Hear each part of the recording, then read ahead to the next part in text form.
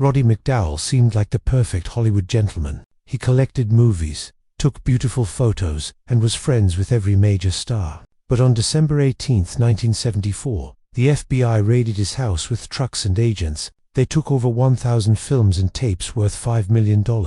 What they found wasn't just movies, it was proof of something much bigger. When everything was over, Roddy had given up his closest friends to save himself. Rock Hudson, Elizabeth Taylor, and others never knew what happened.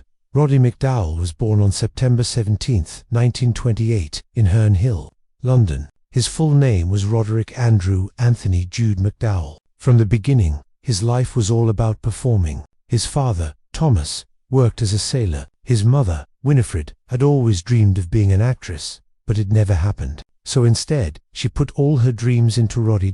By the time he was just 4 years old, Roddy had already won a poetry contest. At 5, he started taking speech classes. His mother was determined to make him a star. At age 10, he appeared in his first movie called Murder in the Family. Before he even left Britain, he had already acted in 16 films. His sister Virginia also wanted to be an actress, and the two of them won almost every drama award at Hanover Academy during their 4 years there. Then the war started. In 1940, when Roddy was just 12, German planes filled the skies over Britain as part of a huge evacuation that moved 1.5 million people. His family escaped to America, but because of wartime money rules, they arrived in the US with only $42. His father had joined the military, so it was up to his mother to help them survive. She took Roddy to talent agencies all over New York, hoping someone would notice him. That's when Hollywood saw something special. Fox Studios had been looking for a new child star,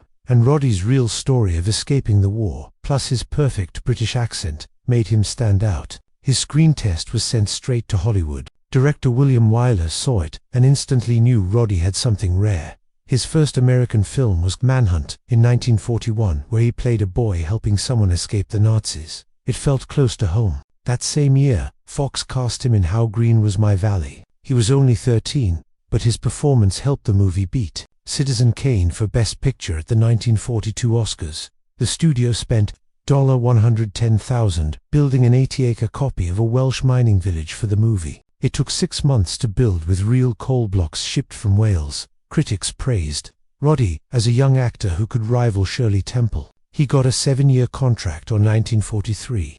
Roddy starred in My Friend Flicker, which made up to $2.4 million. He played Ken, a boy who bonds with a wild horse. He had to learn horseback riding and work with real animals, including one that was accidentally killed during filming. The movie's success was so huge that Fox quickly made a sequel in 1945. Audiences all over the world loved him. In 1944, he took on a more serious role in The Keys of the Kingdom, playing the young version of Gregory Peck's priest character. He had to use a Scottish accent and act out emotional scenes, like losing his parents in a storm. At 16, he was already tackling roles with real depth.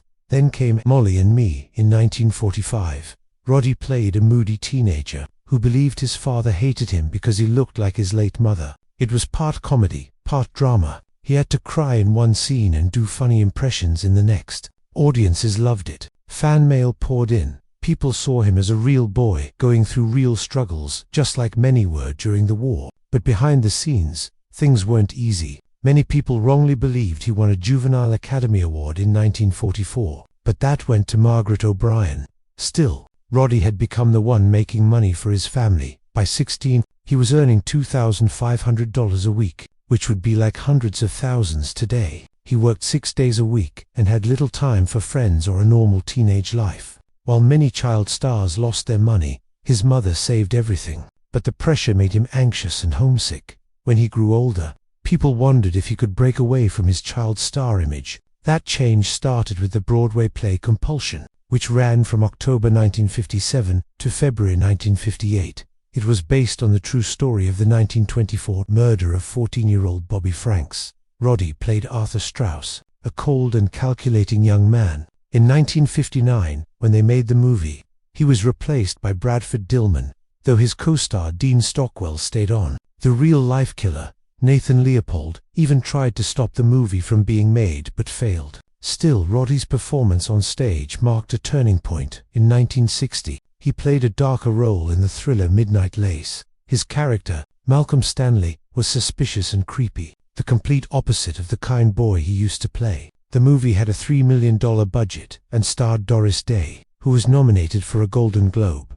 Roddy's presence added tension to every scene, and audiences saw a new side of him. That same year, Roddy joined the original Broadway cast of Camelot as Mordred, King Arthur's illegitimate son. He stayed in the role for 284 performances before being replaced. The show ran for 873 performances total. His song, The Seven Deadly Virtues, became a fan favorite. Though the production had problems backstage, it became a hit. His performance earned him a Tony nomination and proved he had real stage talent. Then came the chaos of Cleopatra in 1963. Roddy played Octavius in what became the most expensive film ever made at the time, with a cost of $44 million, which would be over $450 million today. Fox nearly went bankrupt and had to sell off land that later became Century City. Roddy witnessed the scandal between Elizabeth Taylor and Richard Burton.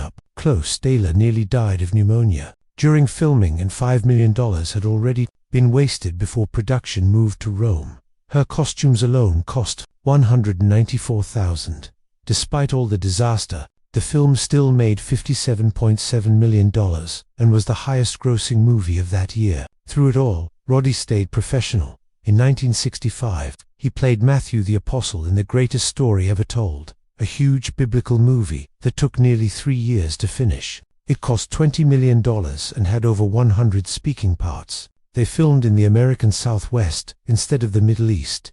The movie had stars like Max von Sydow, Charlton Heston, and Sidney Poitier, though it only earned $15.5 million and lost money. Roddy's performance showed how far he had come. He played Matthew as a thoughtful, questioning man, which allowed him to show emotional and spiritual depth. Roddy McDowall went through something few actors would ever accept. Every morning at 2 o'clock, he had to wake up and sit in a makeup chair for 3.5 hours just to become Cornelius, the gentle chimpanzee archaeologist in Planet of the Apes. The first time they tested the makeup, it took up to 7 hours to apply and another 3 to remove. It was so intense that the studio had to create new types of foam rubber just to let his skin breathe.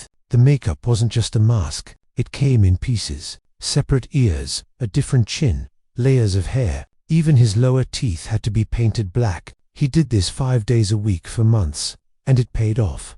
The movie came out in 1968 and cost $5.8 million to make. It became a huge hit. Cornelius became his most famous role. His work ethic became legendary, but Roddy didn't stop there. While others went home, he kept filming behind the scenes using his 8mm camera. He documented the entire makeup process. He filmed cast members laughing, taking helicopter rides to the beach, and sipping drinks through straws while wearing full orangutan faces. In 1974, he even sat through that same long makeup session just to appear briefly on the Carol Burnett Show and show the audience his little documentary. No one else thought to save those moments, but Roddy did. He was capturing history without even realizing it. In 1971, he returned for Escape from the Planet of the Apes, released on May 26th.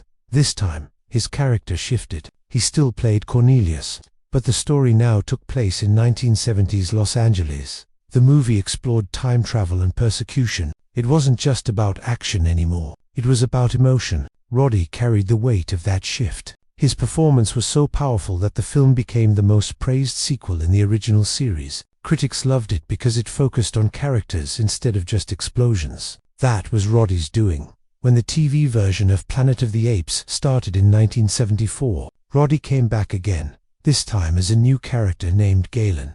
The series lasted only 14 episodes, but Roddy's presence gave it depth. He helped guide the writing. He even used his knowledge of the long makeup process to help the team work faster. Even though the series ended quickly, he stayed loyal to the franchise and kept protecting its legacy in interviews and documentaries. Roddy wasn't just an actor, he was also a deeply talented photographer. In 1966, he released a bold photography book called Double Exposure. It had 251 pages and featured 98 celebrities, but instead of being written by journalists, every star was described by another famous person. Marlon Brando was described by James Baldwin. Lauren Bacall was profiled by Katharine Hepburn. That had never been done before. The book sold incredibly well and made Roddy one of the most trusted photographers in Hollywood. He had been working with magazines like Life and Vogue since 1953. Now everyone wanted to be photographed by him. Then in 1989, he published Double Exposure Take 2. This one was darker. The most shocking part showed Judy Garland during her worst days. Roddy had been her friend during the filming of The Judy Garland Show in 1963. He photographed her when no one else could. During breakdowns, crying, sick, and tired. The book paired these images with honest quotes from those who saw how the studio